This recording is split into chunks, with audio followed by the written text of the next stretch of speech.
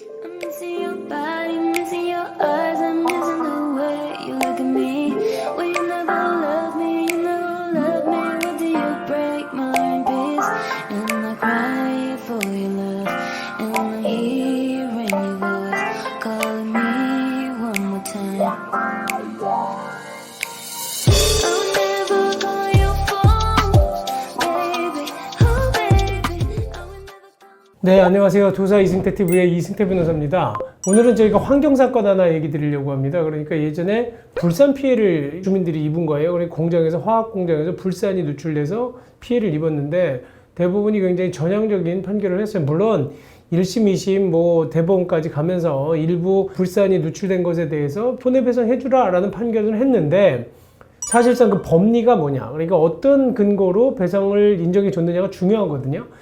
그리고 어쩔 때는 금액이 중요한 게 아니라 그 청구한 원인, 근거, 어느 법을 근거로 해서 배상을 인정해 줬느냐가 굉장히 중요한 데가 있어요. 그래서 오늘은 사실 여러분들이 일반적으로 이렇게 친근하게 느끼는 사례는 아니지만 굉장히 좋은 판결이 하나 나온 게 있어서 제가 설명을 드리려고 합니다. 기본적으로는 이제 환경오염 피해 구제법에 관련된 건데요. 이게 어떤 법이냐면 환경오염 피해를 입으신 분들이 배상을 받으려니까 너무 어렵더라. 그러니까 뭐냐면 환경오염이라고 하는 게 사실 우리가 맨날 생각하는 거는 공장 굴뚝에 나온 매연 이런 것도 생각할 수 있지만 공장도 다양하잖아요.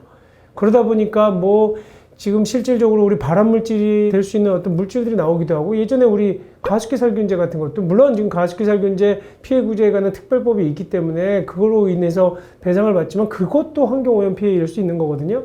그래서 이런 환경오염 피해에 대해서 손해를 입었을 때 그러니까 어떻게 구제를 해줘야 되느냐, 이 특징이 뭐냐 하면 환경오염이라고 하는 건 광범위하잖아요. 갑자기 이 사건처럼 어디선가 불산이 유출이 돼서 굉장히 광범위한 사람들이 다쳤다, 아니면 상해를 입었다, 그리고 또 죽기까지도 하거든요.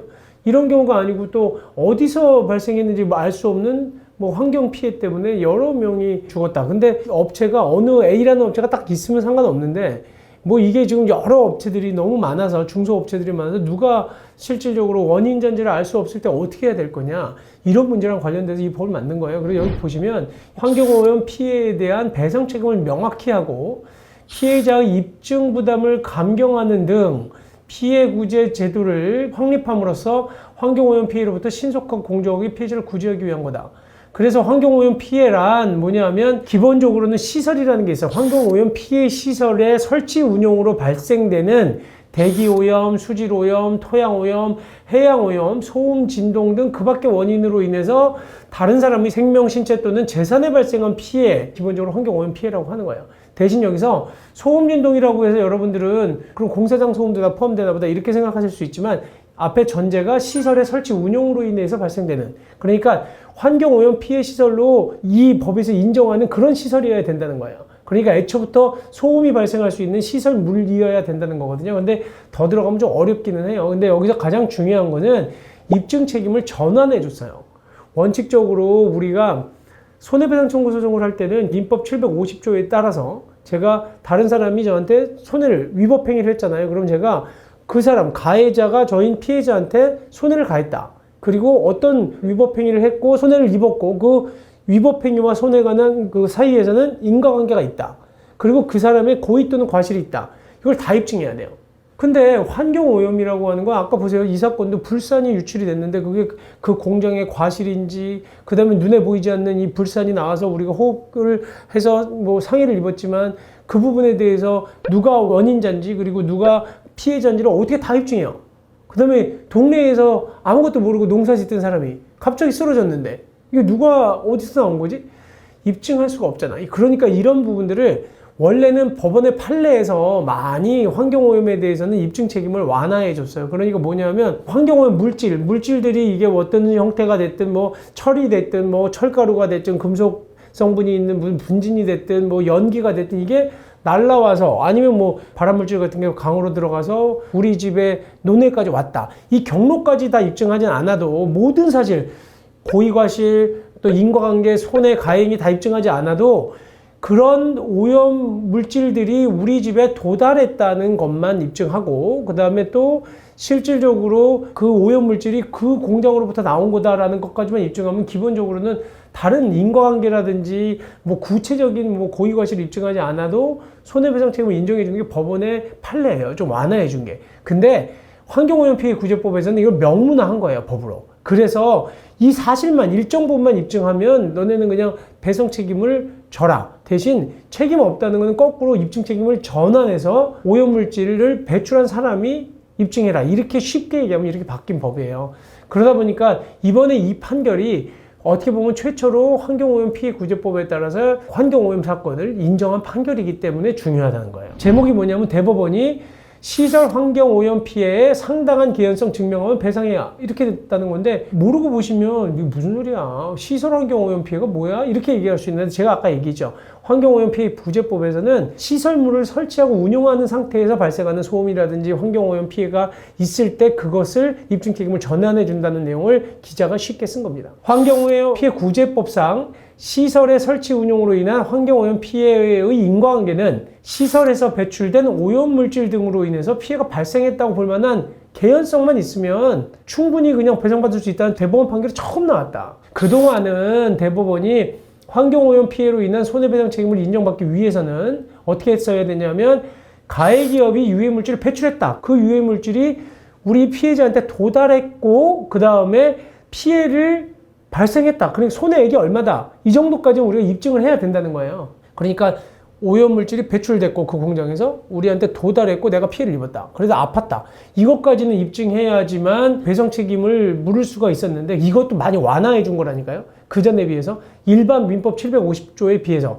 근데 그렇게 판례를 통해서 완화했던 것을 환경오염 피해 구제법으로 명문화해서 이번에는 이 판결을 쓸 때 실질적으로 환경오염 피해 구제법에 따라서 이걸 인정한다라는 것을 명문화했기 때문에 이 판결이 의미가 있다. 이제 앞으로는 우리가 환경오염 피해를 입은 사람들이 실질적으로 일일이 하나하나 다 입증하는 어떤 입증 책임의 부담이 없이도 손해배상 청구 소송을 쉽게 할 수 있다. 이런 취지로 말씀을 드리는 겁니다. 근데 대신 전제는 시설의 설치 운용으로 인한 환경오염 피해야 된다는 거예요. 아직까지 모든 환경오염 피해까지 확대되는 것은 아니다라는 겁니다. 19명 주민들이 반도체용 화학 제품인 불산이 유출이 된 거예요. 그러니까 마을 주민들이 이거 맞고, 뭐 어떤 사람들은 기절도 하고 구토하고 한 부분에 대해서 손해배상 청구 소송을 해줘라 라고 한 것에 대해서 많이도 안 줘요. 각 원고들한테 700만 원 배상하라고 판결을 한 건데, 이 소송하느냐고 얼마나 오래 걸렸겠습니까? 이 사고가 언제 발생한 거냐면요,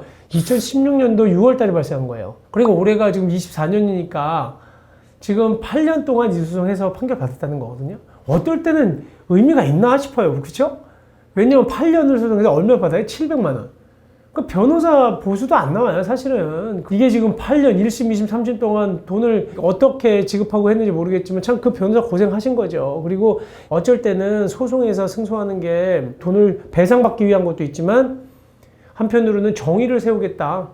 이 부분에 대해서 이게 잘못된 부분에 대해서는 당연히 배상 책임을 지게 해야 된다는 어떤 그런 사명감 내지는 정의감이 있는 겁니다.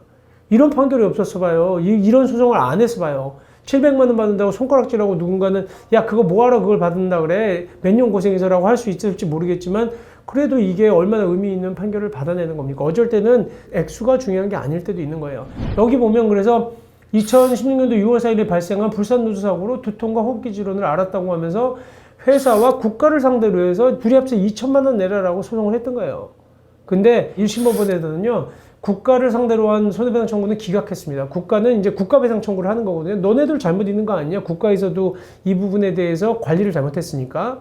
그리고 또 하나는 이 회사에 대해서도 그 청구를 했는데 회사에 대해서만 500만 원씩 줘라 이렇게 1심에서 판결을 했던 거고요. 그 다음에 이제 이 경우도 근데 배상액이요 500만 원인데 그래도 많이 올랐잖아요. 200만 원씩 올랐는데 실질적으로는 여기에서 직접적인 신체적 피해, 그 다음에 정신적 손해도 직접 불산 누출로 인한 손해가 있다는 건데, 이 부분에 대해서는 인정을 하지 않고 약간 그로 인해서 불안한 것 때문에 정신적 피해가 있지 않냐라고 그렇게까지만 1심에서 인정했던 거예요. 그러니까 이것도 사실은 웃기잖아요. 그게 불산이 누출해서 손해배상을 해주려면 그 불산으로 인해 직접적인 피해를 입어서 내가 호흡기 질환이 걸렸다. 이 부분까지 인정해 줘야 되는데 그거는 잘 모르겠다는 거고 대신 호흡기 질환이라든지 여기서 뭐 두통 같은 게 그것으로 왔는지 네가 다른 것 때문에 왔는지 입증은 안 했지만 대신 내가 보니까 그것 때문에 굉장히 스트레스도 받고 불안했을 것 같으니까 500만 원 줄게 뭐 이런 거예요. 뭉뚱그려서 판결을 했던 거죠. 사실은 그게 돈을 인정을 받아도 아까 제가 그랬죠. 청구 원인 판결을 한 원인이 뭐냐가 더 중요할 때가 있다는 거예요. 돈 500만 원, 700만 원, 200만 원 차이가 중요한 게 아닌 거죠. 그러다 보니까 법원에서 2심에서 항소해서 다시 가서 배상액이 이제 항소하니까 700만 원으로 금액도 늘었지만 기본적으로는 바뀐 게 뭐냐면 내용이 바뀐 거예요. 공장에서 유출된 불산이 기체 상태로 공기 중으로 확산되다가 지표면으로 낙하해서 원고들에게 피해가 발생했다고 볼 만한 개연성이 있다. 이게 이 사람들이 두통하고 구토한 이유가 아니 이게 불산이 위로 올라갔다가 낙하돼서 주변 사람들이 이 피해를 입었다고 보면 개연성 있는 거 아니냐? 그 사고로 인해서 배상을 해라. 그게 맞는 거 아니냐? 그리고 그 근거가 되는 거는 환경오염 피해구제법 제9조에 뭐라고 되어 있냐면 인과관계 추정 규정이 있지 않냐? 그 규정 읽어볼게요. 시설이 환경오염 피해 발생 원인을 제공한 것으로 볼 만한 상당한 개연성이 있을 때에는 그 시설로 인하여 환경오염 피해가 발생한 것으로 추정한다. 인과관계 추정 규정이 굉장히 중요한 거죠. 아까는 제가 대법원에서도 일단 판례에서는 어느 정도 인정해 왔다 그랬잖아요. 근데 이렇게 추정 규정을 준 게 중요한 거예요. 시설이 환경오염 피해 발생 원인을 제공한 것으로 볼 만한 상당한 개연성. 아니 불산이 마을에 갑자기 왜 나오냐고. 20명가량이 쓰러지고 구토를 왜 하냐고. 아 이게 거기서 불산이 유출됐구나 보니까 유출된 사실이 있네. 아니 그럼 거기서부터 내려왔네. 그래서 사람들이 다쳤네. 쓰러졌네. 그러면 이건 당연히 환경오염 피해가 개연성이 있는 거지. 그것으로 인한. 그러면 배상해줘라. 쉽게 가라. 1심처럼 뭐 복잡하게 가서 그 불산을 마셔서 두통이 온 건지 증명해라. 원고 보러. 증명이 안 되죠. 내가 그 일시적으로 온 두통이 불산 때문인지 신체 검사한다고 나오나요? 병원 가면 모르겠습니다. 정확하진 않은데 뭔가 스트레스를 받으셨구나. 그럴 가능성도 있고 또 아니면 뭐 다른 어떤 화학물질을 흡입하셨을 수도 있겠네요. 근데 잘 모르겠습니다. 그러면 입증 안 된 거예요. 근데 대신 불쌍하니까 500만 원 준다는 거는 마찬가지야. 비슷한 사람들이 여러 명이 그냥 머리 아프다고 하니까 그럴 수도 있겠네. 스트레스 받으셨겠네. 뉴스도 나오고 하니까.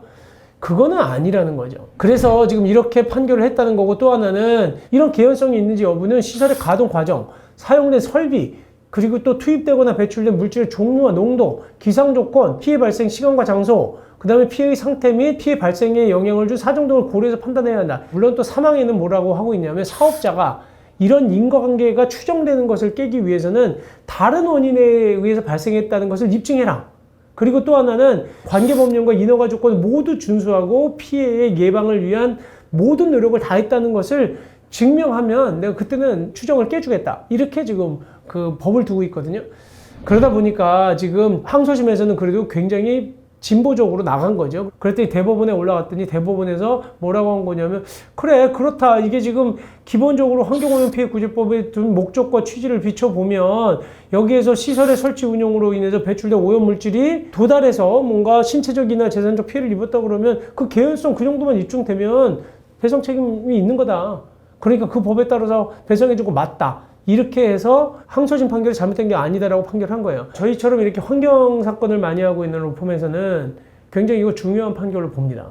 왜냐하면 저희가 지금 예전에 한번 그런 얘기 드렸잖아요. 제가 사천 모래마을에서 그 조선소에서 도색 작업을 하거나 도장 작업을 하면서 발생하는 화학물질들이 많이 나오거든요. 그 물질들을 마신 주민들이 굉장히 많은 뭐 암도 발생하고 사망률도 높고 호흡기 질환이라든지 굉장히 힘들어 했었어요. 그 부분에 대한 소송을 우리가 해서 1심에서 패소했던 것을 그나마 항소심에서 뒤집어서 이긴 사건들이 있었거든요. 이것도 환경오염 피해 구제법에 따라서 소송 구조를 해줘서 진행된 사건이에요. 저희 사무실에서 그거를 1심에서 다른 변호사가 있던 걸 뒤집으면서 환경오염 피해 구제법에 따라서 소송 지원을 받은 첫 번째 승소 사건이 됐거든요. 그래서 제가 환경부 표창도 받고 했는데 그것뿐만 아니라 여러 가지 환경 소송을 하면서 이 법이 굉장히 중요해요.